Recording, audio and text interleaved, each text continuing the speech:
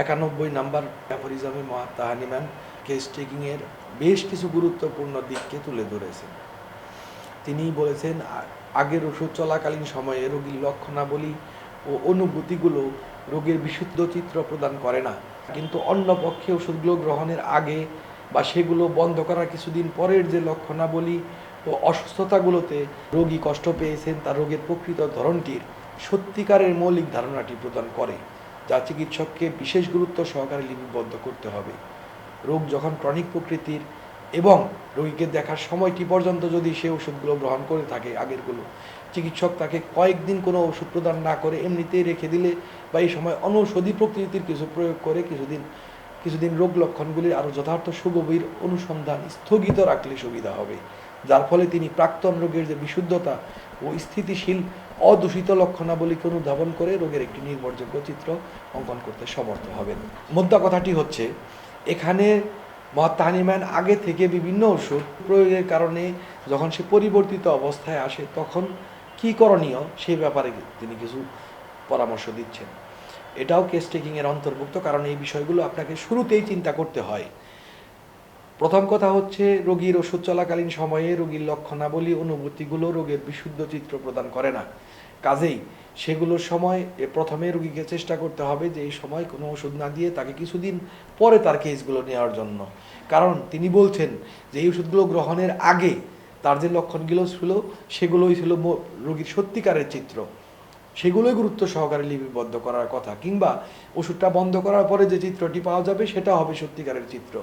এই কারণে যদি এরকম হয় যে ক্রনিক রোগের রোগী ওষুধ খেতে খেতেই চিকিৎসকের নিকট এসেছেন, সেক্ষেত্রে প্রয়োজনে কিছু অনৌষধি দিয়ে প্লাসিবো দিয়ে রোগীকে কিছুদিন অপেক্ষা করা, যেন পরিষ্কার চিত্রটি ফিরে আসলে এইবার সেই সত্যিকারের স্থায়ী স্থিতিশীল বিশুদ্ধ অদূষিত মানে কোনোভাবে বিকৃত হয়নি এরকম লক্ষণকে অনুধাবন করে একটা সত্যিকারের চিত্র উপস্থিত করা যায়, তৈরি করা যায়, চিত্রকে অঙ্কন করা যায়।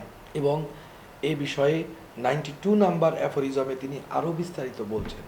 তিনি বলছেন, যদি এটা খুব দ্রুতগতিসম্পন্ন রোগ হয়, যদি এর সংকটজনক প্রকৃতি কোনো বিলম্ব অনুমোদন না করে, ওষুধগুলো প্রয়োগে আগে যে লক্ষণগুলো ছিল যদি তিনি তার নিশ্চিত হতে না পারেন, তবে যাতে সেই রোগের প্রকৃত অবস্থাটির পূর্ণচিত্রে একটি ধারণা অন্তত পেতে পারেন, এজন্য মিশ্র রোগটি, যা কিনা মূল রোগ ও ঔষধজ রোগের দ্বারা সৃষ্ট এবং অনুপযুক্ত ওষুধগুলোর প্রয়োগের জন্য সাধারণত মূল রোগের চাইতে অধিক গুরুতর ও বিপজ্জনক এবং যার ফলে তা দ্রুত ও কার্যকরী সহযোগিতা দাবি রাখে, সেই অসুস্থতাজনিত লক্ষণগুলোকে পর্যবেক্ষণ করেই চিকিৎসককে সন্তুষ্ট থাকতে হবে, যদিও তা হয়তো আগের ওষুধগুলোর প্রয়োগের দ্বারা বিকৃত।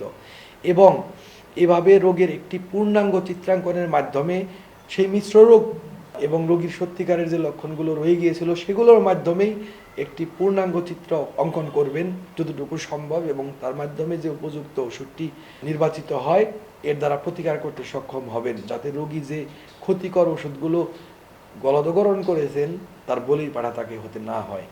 তো এখন কথা হচ্ছে যে যদি দেখা যায় যে রোগীর এমন একটা অবস্থা যে এখানে দেরি করার উপায় নেই, অনেক চিকিৎসক আছেন মনে করেন যে যারা অ্যালোপ্যাথি গ্রহণ করেছেন তাদের চিকিৎসাই করবেন না, তিনি তাকে অমনিই রেখে দিবেন, কিংবা তিনি বাদ দিয়ে আসার পর চিকিৎসা করবেন।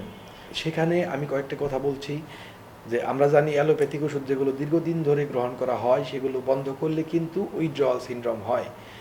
মহাত্মা হানিম্যানের এই সূত্রটির মাধ্যমে, এই 92 নাম্বার অ্যাফোরিজমের মাধ্যমে এই ব্যাপারে কিন্তু আপনাকে ধারণা দিয়ে গিয়েছেন।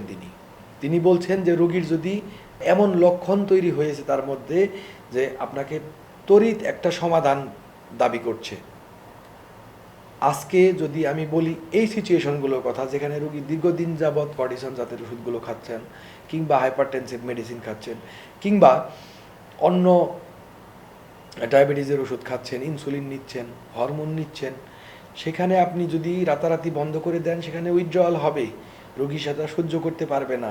মহাত্মা হানিম্যান যে সংকট সামনে দেখেছেন সেই সংকট সম্বন্ধে কিন্তু সিদ্ধান্ত দিয়েছেন, এবং আজকে যদি এই সংকটটার ব্যাপারে কি তিনি রোগীকে উইথড্রয়াল নিয়ে মারা যাওয়ার সিদ্ধান্ত দিতেন, কিংবা তিনি কি বলতেন যে এগুলো সব বন্ধ, কিংবা আমি তোমাকে চিকিৎসাই করব না? তিনি গবেষক ছিলেন, তিনি প্রতিটা ব্যাপারে সমাধান আবিষ্কার করতেন।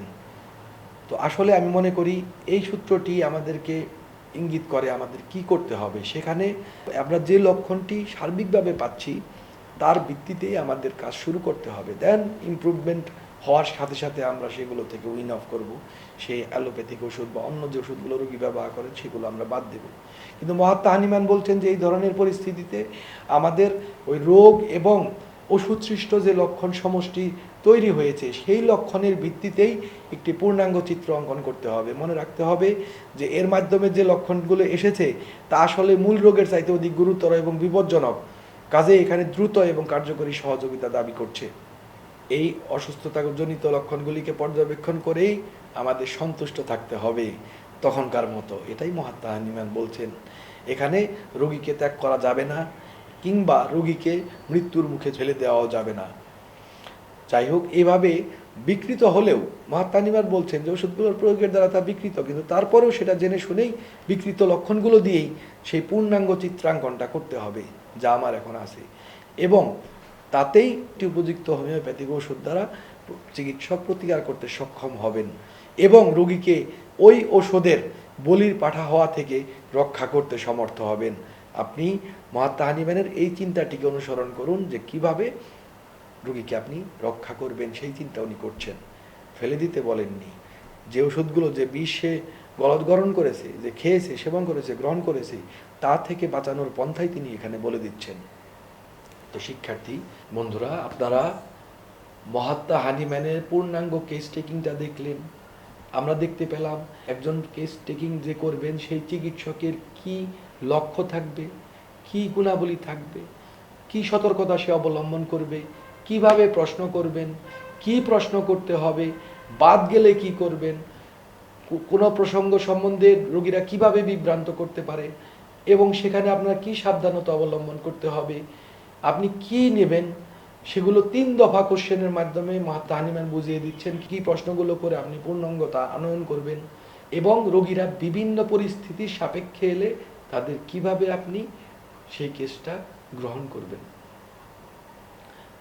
এই পুরো বিষয়টি মাত্র এই কয়টি সূত্র 83 থেকে 92 এর মধ্যে আপনাকে মহাত্মা হানিম্যান তুলে ধরছেন। এই কারণেই বলা হয় যে এটি একটি কনডেন্স বই, এটি একটি জমাট করা জ্ঞানের জমাটবদ্ধ পিণ্ড এই বইটি।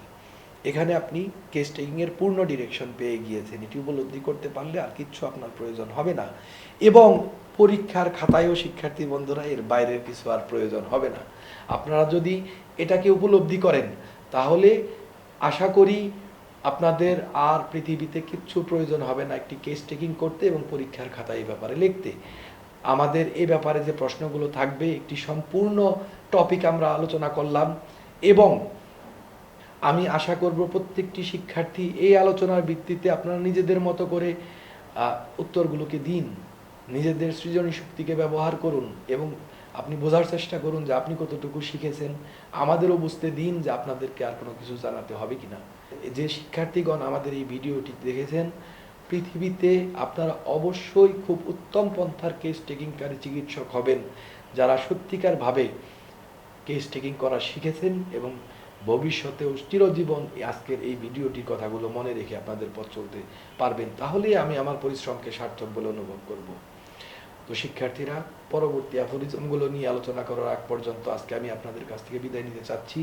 এতগুলো পর্বে আমাদের সাথে থাকার জন্য আপনাদেরকে অসংখ্য ধন্যবাদ। সবাই ভালো থাকবেন, সুস্থ থাকবেন এবং সর্বোচ্চ শিক্ষা ও জ্ঞান অর্জন করবেন। আজকের মতো বিদায়। আল্লাহ হাফেজ।